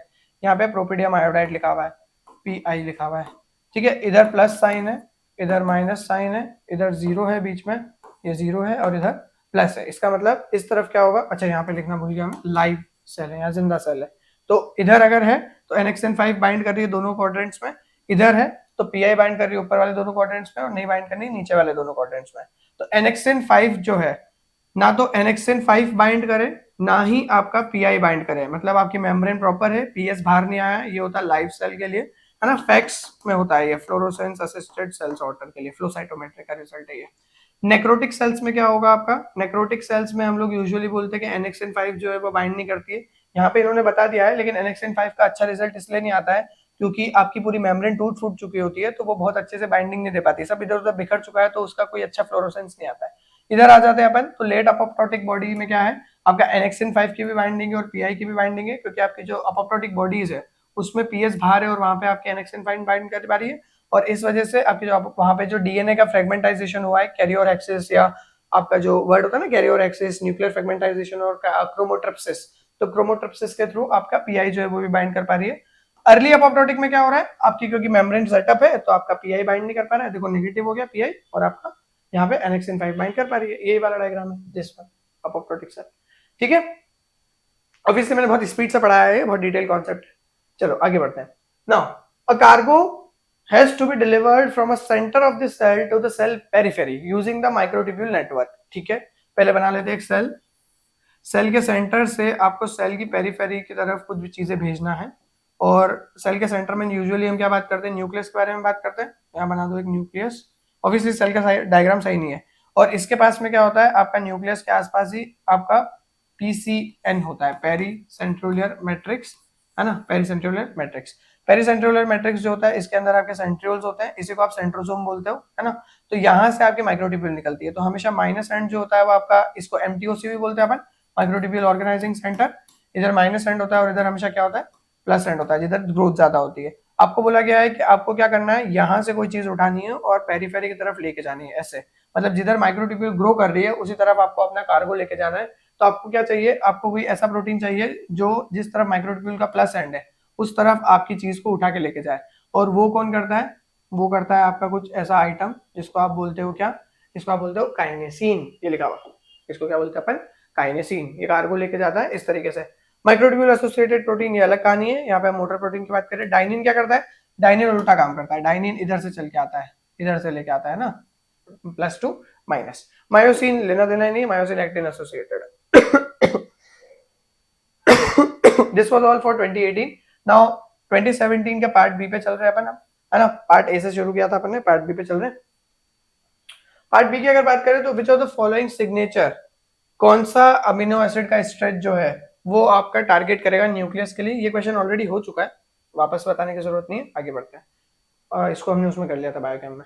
A function performed in the smooth ER, ये भी तुम अब आसानी से बना सकते हो, कल अपन ने बात की थी आरईआर एसईआर पे। सेक्रेटरी प्रोटीन आरईआर पे बनेगा, folding of membrane protein lumen of AR में होगा, एडिशन ऑफ एनलिंक, ये भी कल बात की थी। अल्टीमेटली डिटॉक्सिफिकेशन ऑफ ड्रग्स, है ना, P450 cytochrome P450 enzyme system, और वो सारी चीजें यहीं पे है एसईआर में। ह्यूमन कार्सिनोमा, कार्सिनोमा आप तुम जानते ही हो, कार्सिनोमा किसको बोलते हैं? एपिथेलियल या एंडोडर्मल ओरिजिन की जो सेल्स होती है उसके अंदर अगर कैंसर होता है तो। Many protein include most cytoskeletal proteins, ठीक है, क्या बोल रहा हूँ मैं, many proteins including most cytoskeleton proteins undergo modifications, okay, बहुत सारे कार्सिनोमा में साइटोस्केलेटन के प्रोटीन्स में बदलाव होता है, thereby making it difficult for the clinician to identify the origin of the cancer cell, कि कहाँ से ओरिजिनेट हुआ है वो। In this context, which of the following can be relied upon for identification of the origin, मतलब primary tumour कहाँ से बन के आया है ये पूछ रहा है सीधा सीधा। तो अब देखो, सबसे पहले ये बहुत आसान क्वेश्चन है, अगर तुमको कुछ भी नहीं पता है तो इतना बेसिक तो पता होगा कि माइक्रोट्यूब्यूल हर जगह एक जैसी है, एफ एक्टिन जी एक्टिन भी हर जगह एक जैसे हैं, तो इन दोनों के अंदर क्योंकि डाइवर्सिटी नहीं है तो आप कैसे बताओगे कि कहाँ से ओरिजिनेट हुआ है? अगर 10 अलग अलग तरह की सेल्स की बात की जाए और सब में अगर माइक्रोट्यूब्यूल एक जैसा है और मैं माइक्रोट्यूब्यूल को स्टडी कर रहा हूँ तो मेरे को कभी नहीं समझ में आएगा कि कौन सा सेल कौन सा टाइप का है। इसीलिए इंटरमीडिएट फिलामेंट इसका बेस्ट ऑप्शन है। इंटरमीडिएट फिलामेंट में अगर तुम रीड करना चाहो तो विमेंटिन के बारे में जरूर रीड करना। विमेंटिन जो है वो आपका बहुत ज्यादा प्रोग्रेस करवाता है और विमेंटिन को हम टारगेट भी कर रहे हैं एज एंटी कैंसर थेरेपी में भी। अभी बहुत अच्छे रिजल्ट्स नहीं आए हैं बट वी आर ट्राइंग कि यहाँ से कुछ निकाल सके अपन। ओके, ये समझ में आया? क्योंकि इंटरमीडिएट फिलामेंट बहुत ज्यादा डाइवर्स है, हर एक टिश्यू के अपने खुद के ऐसे देख, केराटिन के कितने सारे टाइप है, केराटिन एक इंटरमीडिएट फिलामेंट है, विमेंटिन है, डेस्मिन है ना, तो ये सारी चीजें जो है। अगला, most organism can regulate membrane fluidity by changing the lipid composition, ठीक है। if the cells are transferred, अच्छा ये इंपॉर्टेंट है, कहां से कहां भेज रहे हैं, if the cells are transferred from warm environment to the cold one, it can be expected that, क्या एक्सपेक्ट किया जा सकता है अगर सेल्स को हम वार्म, तो जब आप गर्म जगह पे होते हो, गर्म जगह पे होते हो तो आपको क्या होता है कि मेम्ब्रेन को पिघलने का रिस्क रहता है। मेम्ब्रेन है ये और अभी हम गर्म जगह पे है ना, दिस इज अ मेम्ब्रेन और अभी हम वार्म जगह पे है, तो हमारा अगर हम हमारे इसके मेम्ब्रेन के जो सॉलिडिटी है उसको बढ़ाएंगे नहीं तो हम पिघल जाएंगे। सॉलिडिटी बढ़ाने के लिए क्या करते हैं अपन, मेम्ब्रेन की सॉलिडिटी बढ़ाने के लिए what we do, we increase the chain length, जो भी फैटी एसिड्स होते हैं हमारे उनके चेन लेंथ को इंक्रीज कर देते हैं अपन, और डिग्री ऑफ सैचुरेशन बढ़ा देते हैं, मतलब जितने भी ये होते हैं डबल बॉन्ड्स उनको ब्रेक करके सिंगल बॉन्ड में कन्वर्ट कर देते हैं, सैचुरेटेड फैटी एसिड्स ज्यादा कर देते हैं, ठीक है। ये होता है वार्म में जब हम रहते हैं, लेकिन यहाँ पे पूछा गया है वार्म से कोल्ड में जा रहे हो, कोल्ड में जा रहे हो तो बाहर ठंडा है, अगर आपने इसी तरह से मेंटेन किया तो जम जाओगे, तो आपको क्या बढ़ाना पड़ेगी, फ्लूइडिटी बढ़ानी पड़ेगी। फ्लूइडिटी बढ़ाने के लिए आप क्या करोगे, चेन लेंथ को छोटा करोगे, और दूसरा काम क्या करोगे आप, अनसैचुरेशन बढ़ाओगे, मतलब डबल बॉन्ड्स को इंट्रोड्यूस करोगे। अब तो आंसर समझ में आ गया होगा, there will be decrease in the proportion of 16 carbon fatty acid compared to 18 carbon fatty acid. पहला बोला गया कि 16 कार्बन का जो प्रोपोर्शन होगा वो कम होगा 18 कार्बन से। There will be increase in the proportion of 16 carbon fatty acid to the 18 carbon fatty acid. आपने क्या बोला है, ठंडे में जा रहे हैं ना अपन, ठंडे में जा रहे हैं तो चेन लेंथ को क्या करेंगे अपन, कम करेंगे। पहले बोला है कि चेन लेंथ अपन बढ़ाएंगे, है ना, डिक्रीज होगा, जितने 16 कार्बन है उससे ज्यादा 18 कार्बन होंगे, और दूसरे में बोला है कि इंक्रीज होगा, 16 कार्बन वाले ज्यादा होंगे, 18 कार्बन वाले कम होंगे। ये बात थोड़ी थोड़ी वैसी लग रही है जैसे अपन ऊपर करके आए चेन लेंथ छोटा करना। There will be an increase in the proportion of saturated fatty acid, नहीं इससे तो जम जाओगे ठंड में। Phospholipids will not be incorporated into the membrane, इसके बिना membrane synthesis नहीं हो सकता है, ये तीनों गलत है। आई बात समझ में? ये बेसिक कॉन्सेप्ट है, बहुत इजी है, बस थोड़ा सा दिमाग लगाना है मेल्टिंग टेम्परेचर का। यहाँ पे हम मेल्टिंग टेम्परेचर को बढ़ाने की कोशिश कर रहे हैं, यहाँ पे हम मेल्टिंग टेम्परेचर को कम करने की कोशिश कर रहे हैं, ठीक है, बस ऐसा बेसिक सा पॉइंट है और कुछ भी नहीं है। यहाँ पे हम फ्लूइडिटी बढ़ा रहे हैं तो आपका मेल्टिंग टेम्परेचर कम होगा, यहाँ पे हम सॉलिडिटी बढ़ा रहे हैं, मेल्टिंग टेम्परेचर ज्यादा होगा। आगे बढ़ते Now, glycosylation of the membrane protein and lipid is carried out by enzyme present in the lumen of the endoplasmic reticulum। हाँ exactly हम जानते हैं इसके बारे में, glycosylation वहीं पे होता है। glycosylation के लिए बहुत सारे एंजाइम्स होते हैं अपने पास में अलग अलग तरीके के, गोल्जी में भी मेनोसाइडेज ग्लूकोसाइडेज उसको क्लियर करने के लिए और फिर नए नए मॉडिफिकेशंस करने के लिए। The glycosylated part of the membrane protein and the lipid in the plasma membrane is likely to be, अब ये फोकट ही दे दिया इन्होंने स्टेटमेंट, कोई मीनिंग नहीं था इस स्टेटमेंट का, यहाँ पे कंफ्यूज करने के लिए दिया है। अगर ये नहीं भी दिया जाता तो डायरेक्टली भी पूछ सकते थे, the glycosylated part of the membrane protein and the lipid in the plasma membrane is likely to be. हम ऑलरेडी जानते हैं प्लाज्मा मेम्ब्रेन वगैरह में ग्लाइकोसाइलेटेड जैसे कोई कोई प्रोटीन है, तो प्रोटीन में ग्लाइकोसाइलेशन हमेशा किधर होता है, आउटर मेम्ब्रेन की तरफ ही होता है ना। हम हमेशा बोलते हैं कि कार्बोहाइड्रेट्स किधर होते हैं, आउटर मेम्ब्रेन की तरफ होते हैं। कुछ कार्बोहाइड्रेट्स को छोड़ दिया जाए तो पीआई वगैरह, फॉस्फेटाइल आइनोसिटोल वगैरह को, तो बाकी सारे बाहर ही होते हैं। जीपीआई एंकर्ड प्रोटीन किधर होता है, बाहर ही तो होता है। अरे यार सॉरी, जस्ट फॉर मिनट, क्या हुआ इसके अंदर ही। ओके भाई लोग शुरू करते हैं। थोड़ा सा अपने आप ही इसके अंदर कोई आत्मा आई थी और ये एंड्रॉइड पे शिफ्ट हो गया था तो वापस पीसी पे शिफ्ट किया इसको, अभी ठीक है। सो इसमें हम बात क्या जानते हैं कि जितने भी जीपीआई एंकर्ड प्रोटीन्स वगैरह ये सब कहाँ होते हैं, बाहर ही होते हैं। तो आप ग्लाइकोलिपिड की बात करो उसका भी ग्लाइको पार्ट बाहर होगा, ग्लाइकोप्रोटीन की बात करो उसका भी ग्लाइको पार्ट किधर होगा, आउटर फेस पे होगा। सिंपल सा क्वेश्चन था। ओरिएंटेड टुवर्ड द साइटोसोल, नहीं. Expose to the extracellular environment, सही है. The glycosylated part of the protein are towards the cytosol but the glycosylated lipid are export to the extracellular, नहीं, गलत बात है ये. The glycosylated part of the lipid are towards the cytosol. And अभी बात की ना कि दोनों ही ग्लाइकोप्रोटीन हो, ग्लाइकोलिपिड किधर होंगे, बाहर की तरफ ही होंगे, and that's why this is the correct answer. दोनों बाहर ही रखना भी है. फिर lysosomal storage diseases are the group of inherited diseases. Lysosomal storage diseases क्यों होंगी आपकी? क्योंकि लाइसोसोम अगर ढंग से काम नहीं कर रहा है तो फिर आपकी आई सेल डिजीज है, किसमें पढ़ी होगी तुमने, इंक्लूजन बॉडी का डेवलपमेंट जो रहता है ना. एल्बर्ट्स में बहुत अच्छा लिखा हुआ है, अगर तुम पढ़ना चाहो तो वहां से पढ़ सकते हो. ब्रूस एल्बर्ट्स है ना, बहुत अच्छा है. डिटॉक्स में बच्चे मतलब यही पढ़ते हैं, मजा आता है उनको इस पे काम करके. सो ब्रूस एल्बर्ट से पढ़ सकते हो इसको. Lysosomal storage diseases are the group of inherited diseases that are characterized by the accumulation of the specific substance or the class of substances within the lysosome. सही बात, क्योंकि लाइसोसोम काम नहीं कर रहा. So all of the following mechanism can cause lysosome disease except, बहुत बढ़िया, पहले बोला कि लाइसोसोम में से खराबी होती है तो एक्यूमुलेशन होता है, फिर बोल दिया कि आप कौन सा वाला है जो एक्यूमुलेशन नहीं करवाएगा. दिमाग के साथ कैसे खेल रहा है, देखो. Defect in the enzyme N acetyl glucosamine phosphotransferase. N acetyl glucosamine phosphotransferase जो है ये आपके मैनो 6 फॉस्फेट कंटेनिंग प्रोटीन्स को टारगेट करने के लिए रिस्पॉन्सिबल है. और इसी के थ्रू आपके जो एंजाइम्स होते हैं, जो एसिड हाइड्रोलिसिस होते हैं, फॉस्फेटेजेस, न्यूक्लियेजेस, ये सब क्या होते हैं, एंडोसोम से लाइसोसोम की तरफ टारगेट किए जाते हैं. मतलब एंडोसोम को लाइसोसोम बनाते हैं ना, अपन कल बी क्लास में बात की थी हमने. तो यहाँ पे मेनो 6 फॉस्फेट नहीं बन पाएगा तो आपके एंजाइम्स जो होगी उसकी कमी हो जाएगी लाइसोसोम में और स्टोरेज डिजीजेस होंगी. तो दैट्स व्हाई ये हमारा आंसर नहीं है, क्योंकि हमसे एक्सेप्ट पूछा है. डिफेक्ट और मिसिंग एसिड हाइड्रोलिसिस, डायरेक्ट है ये तो, एसिड हाइड्रोलिसिस काम नहीं करेंगे तो कैसे ही होगा कुछ. Defect in the transport of lysosomal enzymes to the cell surface. Cell surface पे डाल के क्या करोगे, आपका ये सेल है, लाइसोसोम यहाँ पे है, अब यहाँ पे एंजाइम लगा के क्या करोगे, तो खत्म कर देगा पूरी मेम्ब्रेन को ही. Defect in the transport proteins that transport protein from Golgi to lysosome. इससे भी तो खराबी होगी ना, अगर गोल्जी टू लाइसोसोम मूवमेंट ही नहीं हो रहा है. हम जानते हैं ना कैसा होता है मूवमेंट, ईआर में प्रोटीन बनता है, गोल्जी में मॉडिफाई होता है, गोल्जी के ट्रांस में अरेंजमेंट में मेनो 6 फॉस्फेट वगैरह डेवलप होते हैं. फिर आपका यहाँ से क्या निकलता है, क्लेथरिन कोट निकलता है, क्लेथरिन कोट के थ्रू आप कहाँ जाते हो, लाइसोसोम पे जाते हो, है ना. अगर वापस से वहां से मेनो 6 फॉस्फेट के रिसेप्टर को मेनो 6 फॉस्फेट को भेजना होता है तो रेट्रोमर यूज करते हो. सही है, कोटेड वेसिकल इंपॉर्टेंट है दादा. ईआर टू गोल्जी कैसे जाते हैं, कोप 2 से जाते हैं, और ईआर गोल्जी टू ईआर कैसे आते हैं, कोप 1 से आते हैं, है ना. इसके अलावा अगर आपको सिक्रीशन करना है तो आप क्लेथरिन मीडिएटेड कोट ही लेते हो जिससे आप सिक्रीट करते हो. प्लाज्मा मेम्ब्रेन से अंदर आना है तो या तो clathrin coated receptor mediated endocytosis में क्लेथरिन कोट यूज करते हैं. इसके अलावा अगर आपको डायरेक्ट एंडोसाइटोसिस करना है तो उसके लिए आप कैवियोली यूज करते हो, है ना. ये सारे कोड्स वगैरह पढ़ा होगा अपन ने इसके बारे में. आगे बढ़ते हैं, ये क्वेश्चन समझ में आया. तो अगर आपका लाइसोसोमल एंजाइम का जो ट्रांसपोर्ट है वो सेल सरफेस की तरफ हो भी रहा है तो हमारे कोई काम का नहीं है, कोई लेना देना नहीं है. इससे लाइसोसोम की स्टोरेज डिजीजेस नहीं होगी, होना भी नहीं चाहिए, सेल सरफेस की तरफ जाना भी नहीं चाहिए. Okay, now this is a very interesting and very good question but a very easy question as well. ठीक है, कैसे, जरा समझना. 4 yeast mutants block membrane and secretory protein in the following compartment. Mutant A है जो Golgi में चीजों को रोक देता है. मतलब पहले ये समझ लो कि चीज चलती कैसे है. आपका साइटोसोल में सीन होता है, साइटोसोल में चीजें सबसे पहले डेवलप होना शुरू होती है जब आपका नेसेंट पेप्टाइड बनता है. और फिर अगर उसको आपको साइटोसोल में डेवलप करना है तो आप एसआरपी नहीं जोड़ते हो, क्योंकि नेसेंट पेप्टाइड में जो सिग्नल होते हैं वो हो सकता है कि साइटोसोल के हो, न्यूक्लियस के हो, या माइटोकॉन्ड्रिया पेरोक्सिसोम के हो. तो आप साइटोसोल में चीजें रखते हो. लेकिन आपको अगर ईआर की मेम्ब्रेन पे जाके सिंथेसिस करना होता है, आरईआर बना के, तो आप ईआर पे भेजते हो. ईआर से चीजें सिंथेसाइज होकर पैक होके जाती है वेसिकुलर ट्रांसपोर्ट के थ्रू गोल्जी में, और गोल्जी से फिर वो आगे जाती है, गोल्जी से वापस वेसिकुलर ट्रांसपोर्ट करते हुए या तो प्लाज्मा मेम्ब्रेन जाती है या लाइसोसोम जाती है ना. या इस तरीके से आपका पूरा सेटअप चलता है, या सिक्रीट हो जाती है, सिक्रेटरी भी यही लिख देते हैं, है ना. तो आपसे बोला गया है कि यहाँ पे पहला वाला म्यूटेंट है जो गोल्जी में चीजों को रोक रहा है. मतलब ये चल रहा है म्यूटेंट 1 में, cytosol to ER, ER to Golgi भी चल रहा है, लेकिन गोल्जी के आगे प्रोसेस नहीं हो पा रही है. तो म्यूटेंट 1 यहाँ पे दिक्कत दे रहा है, गोल्जी पे चीजें रुक जा रही है. म्यूटेंट 2 है या म्यूटेंट बी जो है, ए बी जो भी तुम बोलना चाहो, इसको ए लिख देता हूँ ताकि क्वेश्चन के साथ इजी रहे. म्यूटेंट बी है जो एंडोप्लाज्मिक रेटिकुलम से मिल रहा है. मतलब ये वाली प्रोसेस चल रही है म्यूटेंट बी में, ईआर में चीजें अटक जा रही है, मतलब आगे की प्रोसेस नहीं चल रही है. म्यूटेंट सी में बोला गया है कि साइटोसोल में चीजें रुक रही है, मतलब साइटोसोल से ईआर भी नहीं जा पा रहे हैं अपन, तो हम साइटोसोल में अटक जा रहे हैं. और म्यूटेंट डी में बोला है कि सिक्रेटरी वेसिकल्स, मतलब गोल्जी से सिक्रेटरी वेसिकल्स तो बन गए हैं लेकिन सिक्रीशन नहीं हो पा रहा है, मतलब प्लाज्मा मेम्ब्रेन पे अपन चिपक नहीं पा रहे हैं.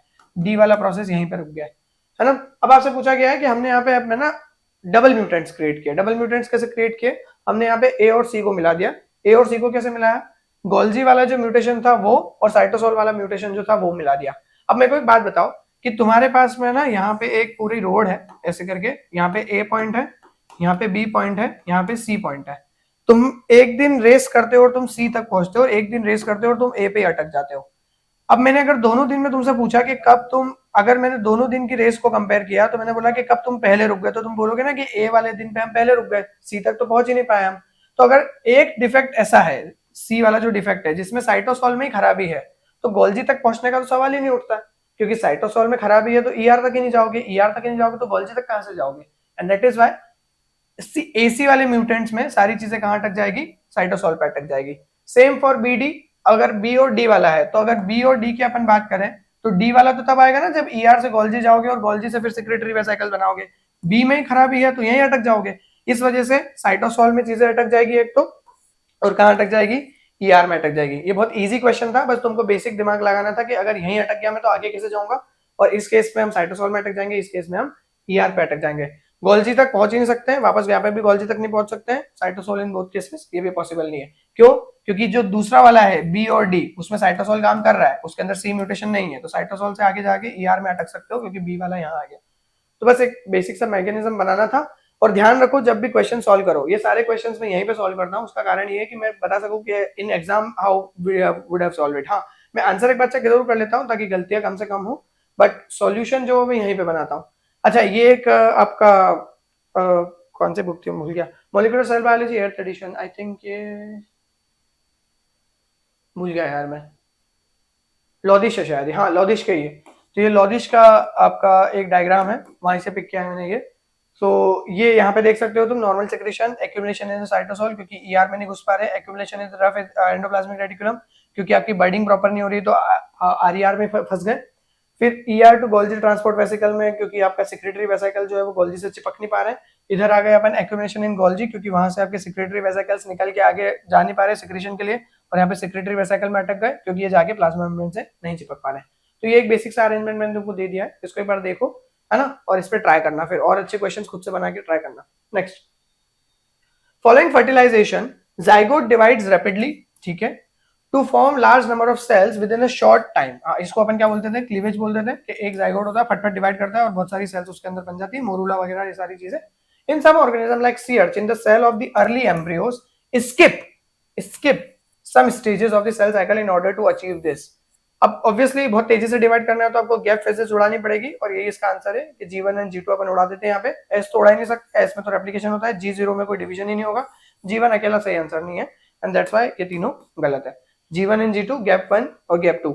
इसके बारे में अगर तुमको डिटेल में पढ़ना है तो ये भी एल्बर्ट्स में और कूपर में बहुत अच्छे से लिखा हुआ है, दोनों ही किताबों में है ये। तो जो किताबें मैंने पढ़ी है, लॉडिश के बारे में पढ़ा है, लॉडिश में भी है ये, तो उसके बारे में रीड कर सकते हो, वहां से अच्छा पता चल जाएगा। और तो ये बहुत बेसिक क्वेश्चन था यार। Next, unequal crossing over, okay, unequal crossing over between two allo repeats can lead to an LDL receptor gene with an internal deletion or duplication। ठीक है, तो allo repeats किसको बोलते हैं अपन, these are your repetitive sequences, और उसके बारे में अपने को बात करना है। ठीक है, based on this information which of the following must be true। Unequal crossing over हो गया है दो आलू रिपीट्स के बीच में, जिसकी वजह से जो आपका एलडीएल रिसेप्टर है उसके अंदर या तो अंदर डिलीशन हो गया है या डुप्लीकेशन हो गया, मतलब या तो बढ़ गई है ऑब्वियसली। अगर अनइक्वल क्रॉसिंग ओवर हुआ होगा तो किसी को ज्यादा मिला होगा, किसी को कम मिला होगा, तो एक जगह डुप्लीकेशन हुआ होगा क्योंकि ज्यादा मिल गया और एक जगह डिलीशन हो गया होगा। तो आप क्या बोल सकते हो, the LDL receptor gene consist only one and only one आलू रिपीट सीक्वेंसेस। नहीं, ऐसा तो कुछ भी नहीं है क्योंकि डुप्लीकेशन डिलीशन की वजह से वन एंड ओनली वन तो होना नहीं है ना। इसके अलावा आपके पास में यहाँ पे जो सबसे क्लोजेस्ट हो सकता है, मस्ट बी ट्रू का मतलब है कि चाहे कुछ भी हो जाए ये तो सही होना ही होना चाहिए। The LDL receptor gene contain one and only one आलू रिपीट सीक्वेंसेस। तो क्रॉसिंग ओवर किस में कर रहे थे, एक ही जीन में कर दिया कि क्रॉसिंग ओवर, गलत है ये। The LDL receptor gene does not contain आलू रिपीट सीक्वेंस। ये कैसे बोल रहे हो यार, ऊपर आप बोल रहे हो क्रॉसिंग ओवर हो रहा है तो ये भी गलत हो गया। तुम समझो इस चीज को कि सवाल जो है ये आपसे बायो के बारे में नहीं बात कर रहा है, ये आपसे बेसिक साइंस के बारे में बात कर रहा है कि ऐसा हो रहा है तो उसके लिए क्या क्या होना जरूरी है।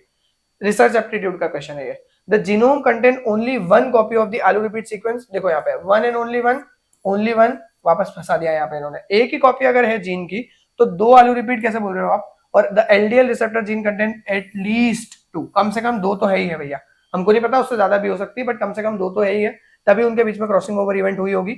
एक जीन अपने अंदर क्रॉसिंग ओवर इवेंट कैसे कर सकता है, सामने वाला भी तो चाहिए। हम जानते हैं ना क्रॉसिंग ओवर किसके बीच में चलती है, between the homologous chromosomes.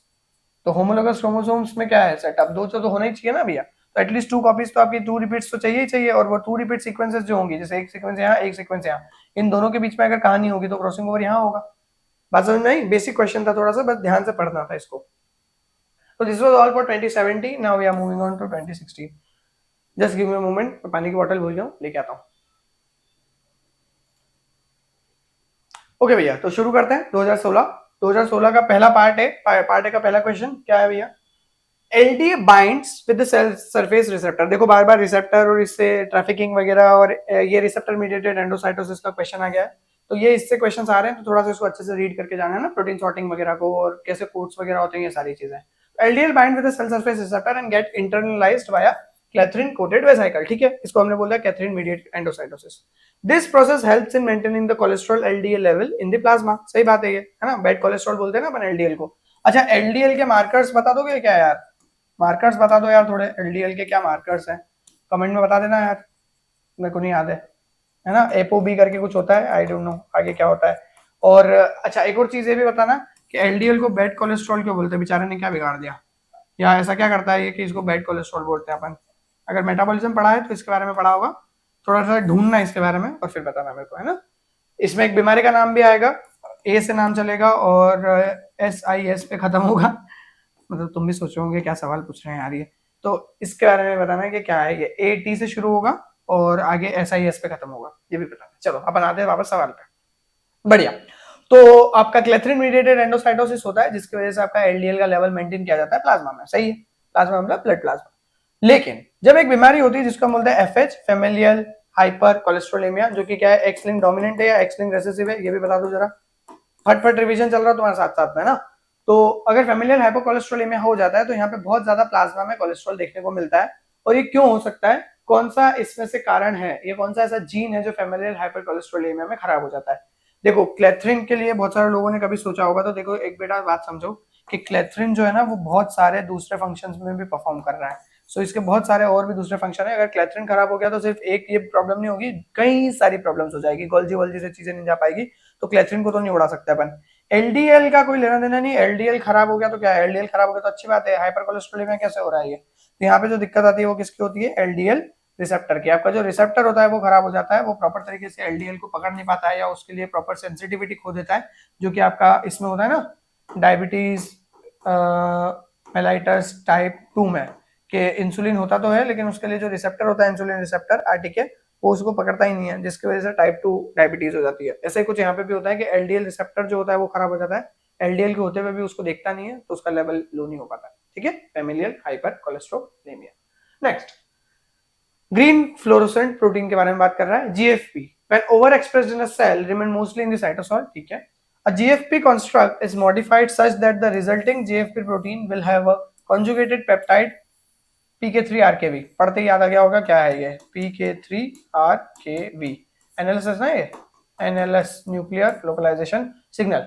N terminus पे डाल दिया, एन टर्मिनस पे डाल दिया तो कहाँ मिल जाएगा, ये डायरेक्ट आंसर न्यूक्लियस में मिल जाएगा। Simple question. चलो आगे बढ़ते हैं, कुछ है ना, ये सिग्नल पेप्टाइड याद रखना है यार। SKL सीक्वेंस हो गया पेरोक्सिसोम के लिए, KDEL सीक्वेंस हो गया आपका, ER रिट्रीवल सिग्नल सीक्वेंस है, मेनो 6 फॉस्फेट जो है लाइसोसोमल टारगेटिंग के लिए रिस्पॉन्सिबल है।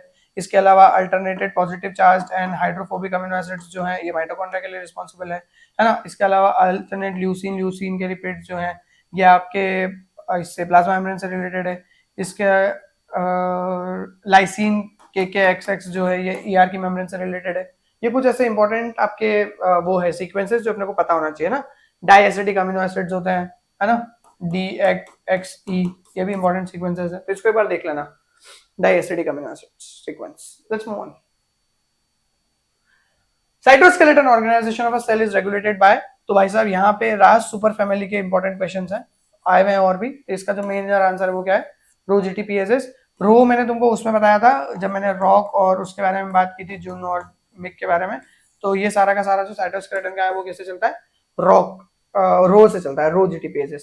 एक छोटा सा डायग्राम देख लो इसके बारे में। ये हमारे पास रास सुपर फैमिली है जिसमें खुद रास आ जाती है, तो रास फैमिली में रास, राल, रैब और RIT, ये सारी जिनका मेजर वर्किंग क्या है, साइटोप्लाज्मिक सिग्नलिंग नेटवर्क को रेगुलेट करना, सेल प्रोलिफरेशन को रेगुलेट करना, सेल सर्वाइवल और जीन एक्सप्रेशन को रेगुलेट करना। फिर रो फैमिली आती है जिसमें रो ए और रैक आ जाता है, जो एक्टिन ऑर्गेनाइजेशन और सेल माइग्रेशन से रिलेटेड है। अपना पीछे जो था वो साइटोस्केलेटन ऑर्गेनाइजेशन के बारे में क्वेश्चन था, तो इसके लिए अपन ने रो के बारे में लगाया है यहाँ पे। वेसिकुलर ट्रांसपोर्ट से रिलेटेड है ये, gene expression, neuronal development and cell division से रिलेटेड है। रैब प्रोटीन, रैब से भी क्वेश्चन है आगे। रैब प्रोटीन्स जो है ये आपका मेम्ब्रेन ट्रैफिकिंग में और सेल प्रोलिफरेशन, मोटिलिटी, डिफरेंशिएशन इससे रिलेटेड है। एआरएफ जो है आपका एडीपी राइबोस फैक्टर जो है ये भी आपका इससे रिलेटेड ही है, रैब के साथ ही काम करता है ये भी। और आखिरी है रैन। रैन जो है मेजरली रैन जीटीपीएसएस वगैरह की बात करते हैं अपन, न्यूक्लियर ट्रांसपोर्ट, ये लिखा हुआ है, translocation of RNA and protein through the nuclear pore complex, control of DNA synthesis and cell cycle progression. Obviously cell cycle में तो बहुत ज्यादा रिलेटेड है ये, क्योंकि सेल साइकिल सारी इन चीजों पर डिमांड करती है ना। तो ये एक छोटी सी चीज याद रखना। राज सुपर फैमिली पढ़ लेना एक बार।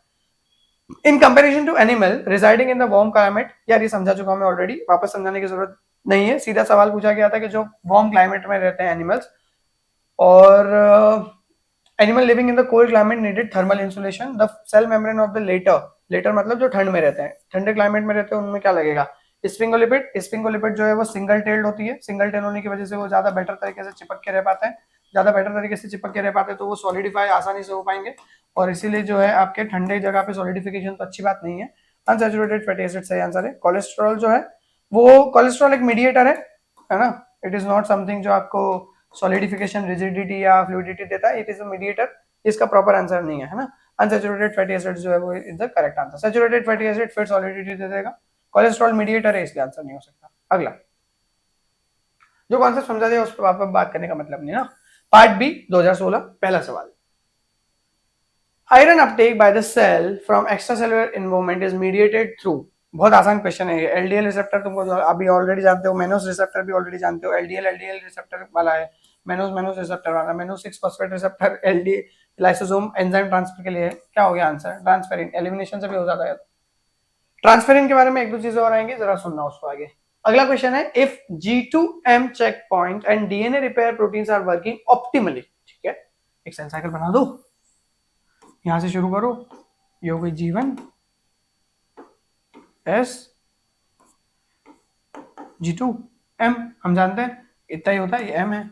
आपसे बोला गया है कि G2M चेक पॉइंट जो है, मतलब यहाँ पे जो चेक पॉइंट है वो बढ़िया काम कर रहा है, इसको ड्रॉप कर देता हूँ, ये बढ़िया काम कर रहा है। डीएनए रिपेयर प्रोटीन भी बढ़िया काम कर रहा है। ओके सर, कोई डीएनए डैमेज हो गया ड्यूरिंग G2 फेज, मान लेते हैं यहाँ पे बोल देते हैं यहाँ डीएनए डैमेज हो गया, डैमेज G2 फेज के दौरान हुआ है या डैमेज हो गया। Which one of the following would be the response of the cell to the damage? क्या करेगी cell? Cell cycle will continue and cell will undergo mitosis. No प्रभु, ऐसा नहीं होगा, वरना चेक पॉइंट के यहाँ पे क्या भजिए खाने के लिए रखा है क्या।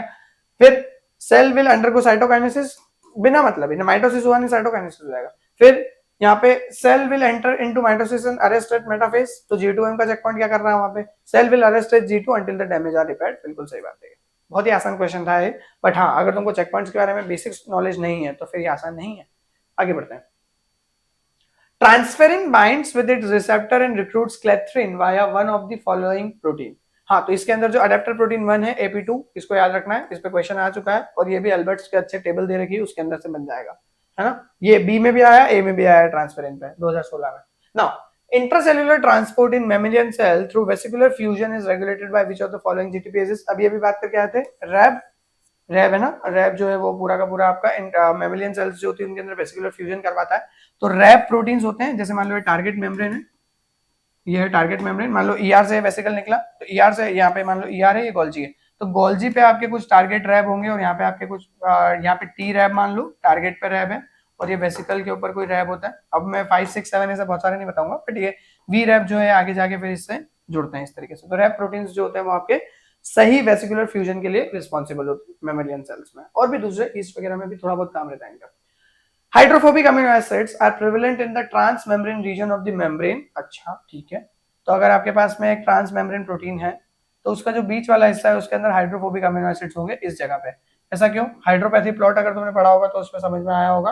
हाइड्रोपैथी प्लॉट में हम यही बात करते हैं कि आपका जो सेगमेंट होता है बीच वाला वो हाइड्रोफोबिक इसलिए होता है ताकि आपके जो यहाँ पे हाइड्रोफोबिक बैरियर है, हाइड्रोफोबिक बैरियर कैसा है, जो ये फॉस्फोलिपिड की टेल्स है, ये जो हाइड्रोफोबिक बैरियर बना रही है, इस हाइड्रोफोबिक बैरियर में आप इन प्रोटीन को मेंटेन कर सको। पढ़ लो यहाँ पे ये लिखा हुआ, phospholipid tails are hydrophobic and therefore membrane embedded regions can be stabilized through hydrophobic interactions only। यहाँ only लिखा होता तो और अच्छा होता। बाकी hydrophobic amino acid destabilize the membrane bilayer, no, the side chain of the hydrophobic amino acid interact covalently with the phospholipid। कभी भी covalent interaction ऐसा नहीं बनाना डायरेक्टली। हाँ, कुछ केसेस में ऐसा होता है लेकिन वो बहुत ज्यादा रेलेवेंट नहीं है, ठीक है। जहाँ यहाँ पे जो सवाल पूछा गया है वो अलग तरीके से पूछा गया है, क्यों प्रेवेलेंट है वो, यहाँ पे ये सही नहीं है। हाइड्रोफोबिक अमीनो एसिड्स का डायरेक्टली कोवेलेंट रिलेशन नहीं होता।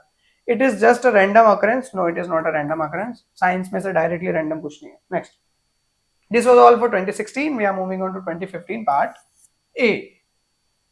मजा आ रहा है ना? सही बताओ, मजा आ रहा है कि नहीं आ रहा है? बहुत आसान सवाल है वैसे इसमें। कपलिंग, अनकपलिंग, सॉरी कपलिंग नहीं, uncoupling of LDL receptor with their ligand occur at which of the following compartment. हाँ, तो इसका ध्यान रखना है कि अनकपलिंग कब होती है। तो देखो है ना, यहाँ पे कुछ चीजें पढ़ना चाहिए तुमको जब भी तुम इसके बारे में पढ़ रहे हो। आज एक चीज पढ़ना कर्ल के बारे में, क्या होता है कर्ल, कर्ल ड्यूरिंग रिसाइकलिंग, है ना, रिसाइकलिंग के बारे में पढ़ना एलडीएल में। अच्छा वर्ड है, अगर ढूंढ पाओ तो ढूंढना, नहीं ढूंढ पाओ तो इतना लोड नहीं है, वैसे तो मिल जाएगा। ऐसा कोई बहुत इंटरेस्टिंग अलग से नहीं है कि बहुत ज्यादा डिटेल में जाना पड़ेगा, कुछ रिसर्च पेपर देखना पड़ सकता है ना। यहाँ पे जब भी आपका यहाँ पे रिसेप्टर मीडिएटेड एंडोसाइटोसिस होता है तो ये रिसेप्टर है, यहाँ पे एलडीएल जोड़ा, एलडीएल जोड़ने के बाद में यहाँ पे पूरा का पूरा क्या होता है, आगे की प्रोसेस में क्या होता है, यहाँ पे ऐसे बहुत सारे इस तरीके से थोड़ा सा डिटेल में बनाते हैं। हाँ, इस तरीके से आपके जो रिसेप्टर्स होते हैं उन पे आपका ये एलडीएल जुड़ता जाता है और यहाँ पे आपका क्लेथरिन कोट लगता जाता है, जिसकी वजह से आपका ये धीरे धीरे पूरा का पूरा कोट बनता है। ये कोट बनने के बाद जैसे ही ये बाहर आ जाता है, कोटेड वेसिकल का मेजर वर्किंग में कोट्स का क्या काम है, कोट्स का काम है सिर्फ सपोर्ट प्रोवाइड करना, क्योंकि आप ऐसे पिंचिंग ऑफ नहीं कर सकते मेम्ब्रेन की, इसलिए सपोर्ट देते हैं, सॉलिड सपोर्ट। बाहर आते हैं या वापस अनकोटिंग हो जाती है इनकी, अडेप्टर प्रोटीन्स वगैरह सब लूज हो जाते हैं और यहाँ पे आपका क्या होता है, एट दी एंड सारा खेल खत्म हो जाता है। यहाँ पे बेसिकली HSC70 के बारे में अगर तुमने सुना हो, ऑक्सिलिन HSC70, ये कुछ ऐसे प्रोटीन्स होते हैं जो अनकोटिंग करने के लिए रिस्पॉन्सिबल होते हैं। अनकोटिंग करने के बाद में ये कब होता है, तो ये होता है आपका अर्ली एंडोसोम में। तो जैसे ही आपका ये बाहर ये हुआ ना, अर्ली एंडोसोम बना ना, जैसे एंडोसाइटोसिस हुआ अर्ली एंडोसोम में, तो अर्ली एंडोसोम में आपका ये एलडीएल रिसेप्टर की अनकपलिंग हो जाती है अपने लिगेंड के साथ में। तो ये तो अनकोटिंग भी यहीं पे है, और अनकपलिंग का मतलब क्या है कि ये रिसेप्टर यहाँ पे है, ये एलडीएल बाहर हो जाएंगे। यहाँ पे जितने रिसेप्टर है ना यहाँ पे चिपके हुए थे ये साथ साथ में, तो यहाँ पे जैसे अर्ली एंडोसोम बनेगा ये रिसेप्टर खाली हो जाएंगे और आपका जो एलडीएल होगा वो अंदर ट्रांसफर कर लिया जाएगा, खुलेगा और वापस से ये रिसाइकिल कर दिया जाएगा, अगर और एलडीएल अंदर लेना है तो। ठीक है, आगे बढ़ते हैं, अगला सवाल। ब्रिफिल्डिन ए, अच्छा ड्रग का नाम है ये, ब्रिफिल्डिन ए इनहिबिट प्रोटीन ट्रांसपोर्ट फ्रॉम। तो भैया ये जो है आपका ईआर से आपका सेटअप करती है। तो अगर हम ब्रिफिल्डिन ए की बात करें तो ईआर टू गोल्जी apparatus के लिए है, और ब्रिफिल्डिन ए जो है वो काम कैसे करती है, जरा इसको देखना एक बार, ये वाला डायग्राम को। तो दो पाथवे चलते हैं हमारे पास में, forward pathway and return pathway या बैकवर्ड पाथवे। फॉरवर्ड पाथवे जो होता है उसके अंदर आपका ब्रिफिल्डिन ए जो है वो मेजरली ब्लॉक लेके आती है, तो ईआर टू गोल्जी मूवमेंट में वो रोकती है। तो brefeldin A inhibits transport of protein from ER to Golgi. एक ड्रग और याद रखना, नोकोटाजोल। नोकोटाजोल जो होती है वो माइक्रोट्यूब्यूल पे ड्रग है जो काम करती है। ये क्या करती है, आपके माइक्रोट्यूब्यूल की पॉलीमराइजेशन में इंटरफेयर करती है, जिसकी वजह से जो बैकवर्ड पाथवे होता है उसको रोकने में काम करती है। अभी कुछ रीसेंट लिटरेचर में, अब ये बहुत पुराने क्वेश्चन है, मतलब ऑब्वियसली ऑलमोस्ट 9 साल पहले पूछा गया था एक क्वेश्चन। अभी नए लिटरेचर में ऐसा भी बोला जा रहा है कि माइक्रोट्यूब्यूल डिपेंडेंसी शायद फॉरवर्ड पाथवे में भी है, और इस वजह से आपका जो नोकोटाजोल है वो इधर भी काम कर सकती है और ब्रिफिल्डिन ए जो है वो बैकवर्ड में भी काम कर सकती है। तो अभी अगर ये क्वेश्चन आने में मुझे नहीं लगता कि इतना डिटेल में या डायरेक्टली क्वेश्चन आएगा, बट हाँ अभी तक ऐसे ही बोला जाता है कि ब्रिफिल्डिन ए जो है वो फॉरवर्ड पाथवे के लिए ही रेलेवेंट है। Next, which of the following is atypical signalling receptor, जो यूजुअली नहीं होता है। एटिपिकल मतलब जो यूजुअली नहीं होता है। साइटोकाइन रिसेप्टर, हाँ बिल्कुल है ये। कीमोकाइन रिसेप्टर हो सकता है, टी सेल रिसेप्टर हो सकता है, मेनोज रिसेप्टर नहीं, मेनोज का कोई रिसेप्टर सिग्नलिंग रिसेप्टर में काम नहीं करता। ठीक है, it is just a fluke, है ना, ये नहीं है। अगला बहुत ही आसान सवाल था ये भी। If the DNA content of the cell in G1 phase of cell cycle is C, DNA content है G1 में अपन खड़े हैं तब C में है अपन, what will be its content after meiosis is completed। ठीक है, ध्यान देना, क्रोमोसोम कंटेंट N नहीं बोला गया है, बहुत सारे लोगों को यही दिक्कत होती है। क्रोमोसोम कंटेंट जो है वो N से डिनोट होता है, डीएनए कंटेंट C से डिनोट होता है। ठीक है, तो आपका क्रोमोसोम कंटेंट की बात नहीं हो रही है यहाँ पे, डीएनए कंटेंट की बात हो रही है। तो डीएनए कंटेंट यहाँ पे C में जो है, अब ऑब्वियसली हमारा रिडक्शनल डिवीजन होता है मियोसिस में, तो मियोसिस में अगर रिडक्शनल डिवीजन होता है तो C का आधा होगा। जैसे अपन शुरुआत में क्या करते हैं, पहले अपन क्रोमोसोम को सेट करते हैं ना, और क्रोमोसोम्स को डबल करते हैं, बेसिकली डीएनए को डबल करते हैं, क्रोमोसोम मेंटेन करते हैं, फिर एनाफेज 1 करते हैं तो अलग अलग जाता है, फिर रिडक्शन हो जाता है, वहां पे 23 क्रोमोसोम ऊपर 23 क्रोमोसोम नीचे, फिर उन 23 में से हम 23 क्रोमेटेड बना देते हैं अलग अलग सेल में, तो NNN हो जाता है, तो 2N से N बन जाता है। तो यहाँ पे क्या होगा, C से 1/2C हो जाएगा, half C, which is the here it is। ठीक है, ध्यान रखना 1/4C नहीं है, गलत है ये। आई होप ये चीज समझ में आई होगी। तो डीएनए कंटेंट आधा रिडक्शन है, है ना। ऐसे ही क्रोमोसोम कंटेंट आधा रिडक्शन है, तो 46 क्रोमोसोम से 36 क्रोमोसोम 23 क्रोमोसोम पे जाना क्या है, 2n से n है, डीएनए कंटेंट सी से हाफ सी हो जाएगा। चलो आगे बढ़ते हैं। This was all for part A, now we are moving on to part B. Part B की अगर अपन बात करें तो पहला सवाल है, a slide of macrophage was stained with immunofluorescence using a monoclonal antibody for TAP1 and TAP2. तो these are the transporters जो आपके क्या है, जो अल्टीमेटली ईआर के ल्यूमेन से बेसिकली पेप्टाइड की प्रोसेसिंग के बाद में एमएचसी मॉलिक्यूल्स के ऊपर उसको एक्सप्रेस करवाता है। एक डायग्राम लिया है मैंने, बताऊंगा उसके लिए। Which of the following intracellular compartment would exhibit positive staining? कहाँ पे आपको पॉजिटिव स्टेनिंग देखने को मिलेगी, क्योंकि आपको देखा गया है कि आपने मोनोक्लोनल एंटीबॉडी यूज करी है, जो एंटीबॉडी किसके अगेंस्ट काम करेगी, टैप 1 और टैप 2 कॉम्प्लेक्स के थ्रू काम करेगी, उनके अगेंस्ट वो लगेगी और वहां पे वो फ्लोरोसेंस देगी। तो आपको कहाँ देखने को मिलेगा, तो पहले टैप 1 टैप 2 समझ लेते हैं।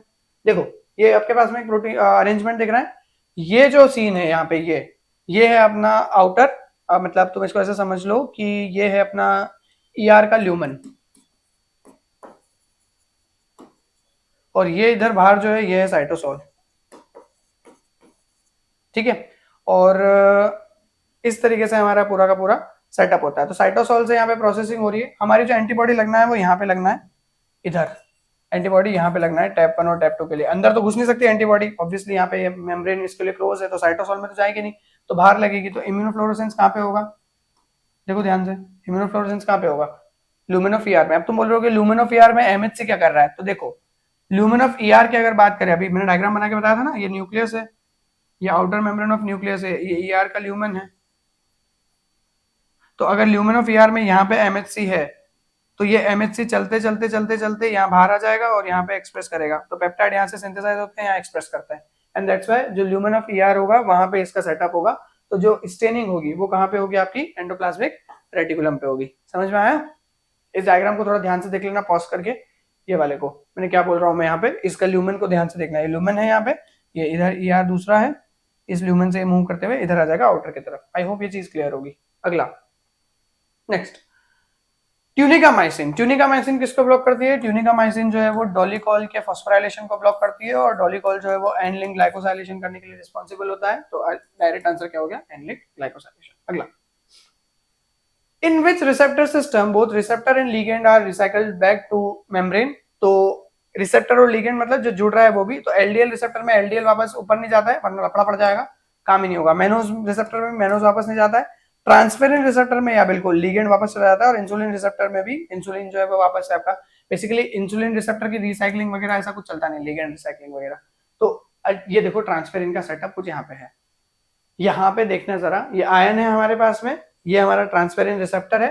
तो यहाँ पे ये डायफेरिक ट्रांसफेरिन बना, डायफेरिक ट्रांसफेरिन मतलब यहाँ पे दो आयन इधर जुड़े हुए, दो आयन इधर जुड़ गए, ये आपका सॉरी एक आयन इधर जुड़ा, एक इधर जुड़ा, और ये क्लेथरिन का कोड बन रहा है। यहाँ पे ये ट्रांसफेरिन रिसेप्टर अंदर इंटरनलाइज हुआ, ये एंडोसोम बना। एंडोसोम बनने के बाद में फिर यहाँ पे क्या है, आपका पूरा डिग्रेडेशन हुआ, आपने आयन वापस ले लिया, और बाकी ये चीज को वापस भेज दिया, किसको, लिगेंड को भी वापस भेज दिया, और रिसेप्टर को भी वापस से भेज दिया। This is the recycling of your क्या, ट्रांसफेरिन रिसेप्टर एंड लिगेंड।